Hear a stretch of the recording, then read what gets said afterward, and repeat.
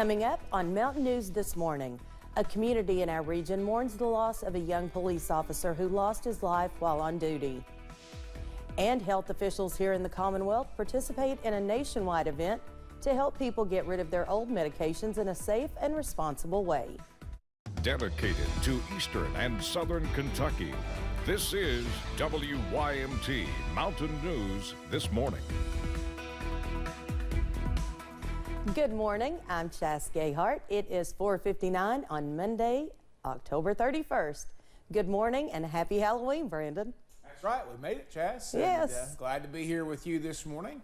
And of course, we know it's raining now. Yes. But we are cautiously optimistic by the time the trick-or-treaters hit the streets tonight that the rain will be at least minimal, if not gone. That's good news. So that is some good news. All right, let's get into it this morning. Let's track the rain on live pinpoint Doppler radar, and you'll see, again, some heavier pockets over parts of the region there, down toward Hazard, raining pretty good outside the studios here, over toward Leslie County, over toward Knott County, over into Letcher County, Pike County, over into southwest Virginia and eastern parts of Harlan County, too. So again, if you're waking up some of those areas, you're not only hearing the rain on your roof, but you're seeing some fog as you peek your head out the door this morning. It is 2 miles of visibility at Jonesville, 3 in Harlan, 4 in Middlesboro, 7 in Hazard and Wise, 3 in Logan, 8 in Moorhead, and 3 in Linden. So just be careful out there. Temperatures very mild this morning, from the mid-50s over into parts of southwest Virginia to near 60 across most of the rest of the area there. Upper 50s, low 60s out there this morning. I do think it's a normal day for your coffee meter for temperatures, but of course, it's Monday once again, so grab yourself a little extra as you head out the door this morning, especially with this rain and this fog. Your out-the-door forecast features fog early, rain chances early, but again, as we get deeper into the day, cautiously optimistic that they'll start to dry out at least to some degree. Chas? Thank you, Brandon. Well, our region is mourning the loss and remembering the life of a beloved longtime first responder. Officials with the Pikeville Fire Department announced the death of Randy Courtney on Facebook Sunday night. He served as a battalion fire chief for the Pikeville Fire Department and was the chief of the Island Creek Fire Department. The post went on to say Courtney followed in his father's footsteps to save lives and that his love of being a fireman was evident to anyone that knew him. Funeral arrangements have yet to be announced. London City Police arrested Casey Bird Sunday following a crash that killed Officer Logan Medlock on South Main Street in London. WYMT's Chandler Wilcox details what officials know about the crash and how the community is reacting. Officer Logan Medlock was on duty Sunday morning when his cruiser was hit by Tennessee man Casey Bird. The two vehicles were pushed into a cemetery alongside the road where police found them, and Medlock was declared dead at the scene. He was 26. We had a tragedy where a fellow officer was killed in the line of duty. Medlock was a legacy officer. His father, Randy Medlock, is the assistant police chief in London. Although he was just in the force for 3 years, that legacy will continue living on. Logan was a outstanding police officer, and we love him, and we're heartbroken. Some community members have already placed flowers and balloons at the crash site as a sign of respect for Medlock. I just wanted to come out and show that I care, that I support our police officers, I support our community. Tammy only met Officer Medlock once, but that was enough to leave a heartwarming impression. What I known of him was just that one encounter, and that encounter was very strong, and he was so kind, he was considerate. He said, he shook my hand, told me to have a good night, be safe going home. That support goes a long way in helping other officers persevere through tragedy. The amazing amount of people reaching out to us already, it's unbelievable. Logan Medlock is survived by his wife Courtney and his 5-year-old son Brantley. In London, Chandler Wilcox, WYMT Mountain News.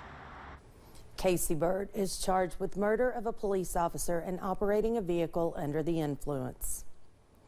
A late-night crash in Rockcastle County caused serious delays for drivers on I-75. Just after 11 o'clock Sunday night, the Mount Vernon Fire Department Facebook page posted about the incident. Officials say one car and 2 tractor-trailers crashed at mile marker 55, shutting the southbound lanes of the interstate down. Some drivers waited for several hours as the scene was cleared. So far, no serious injuries have been reported. Law enforcement agencies, medical facilities, and pharmacies came together Saturday for the DEA's biannual Drug Take-Back Day. Those with the Baptist Health Corbin Retail Pharmacy say Drug Take-Back Days help people to properly dispose of their unused or expired medications, which can also prevent these medications from getting into the hands of the wrong people. If you have something sitting around, it's easy for somebody to take it, and if you're not taking it anymore, or if it's expired and you aren't really paying attention to it, you're not going to notice that it's missing. So it's really important to dispose of them when you're done with them or when you realize that they're expired, so that not only people but pets or animals don't get a hold of them as well, because it can be harmful for them as well. If you missed the opportunity to drop off your medications for Drug Take-Back Day, many facilities like Baptist Health Corbin Retail Pharmacy have permanent drop-off boxes to dispose of those medications. The Judds brought their farewell tour to Rupp Arena Saturday night. The band was hit with tragedy earlier this year after Ashland native Naomi Judd died by suicide in April, following a struggle with mental illness. The show was the only one to feature Grammy winner Faith Hill. Fans say it was a great way to celebrate Judd's impact on country music. The energy about Wynonna Judd is outstanding.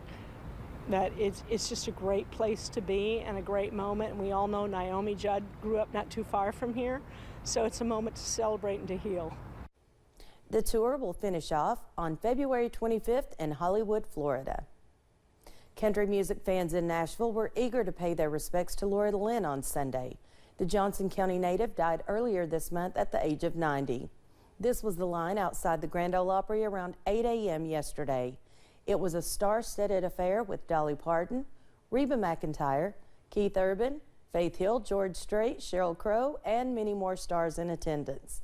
Fans who attended say it's important for them to pay tribute to Loretta since her songwriting meant so much to so many people. People in Floyd County came together during the weekend at Stonecrest Golf Course and braved the cold for a good cause. The Meadowar House of Hope held its second annual Run for the Shelter 5K, with all proceeds going directly back to the shelter. 15 runners braved the elements to run through the course and help the shelter assist those in need throughout the community.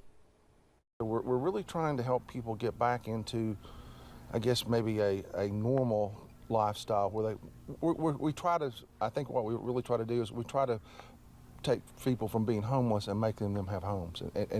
And we try to give them a home environment there, and I think we do a pretty good job. Although this is not the shelter's biggest fundraiser throughout the year, around $3,000 was raised during the weekend. What started as a fundraising opportunity for One Eastern Kentucky Teachers Esports Club is now a full-fledged business. Nathan Little of Perry County was the owner of Queen City Streams, where he hosts in-person and online gaming competitions and tournaments. The business began in 2019 and has grown to host events with hundreds of gamers from across the nation.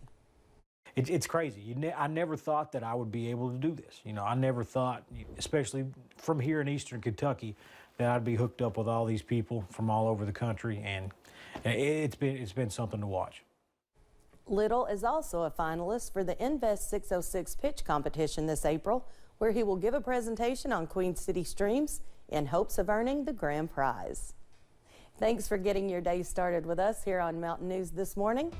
Coming up, the U.S. Fish and Wildlife Service begins taking steps to save the largest penguin species on Earth as climate change puts its number in danger. And the rain is coming down for some this morning, but the real question is, will tonight's forecast be a trick or a treat? I'll track it out for you in about 3 minutes.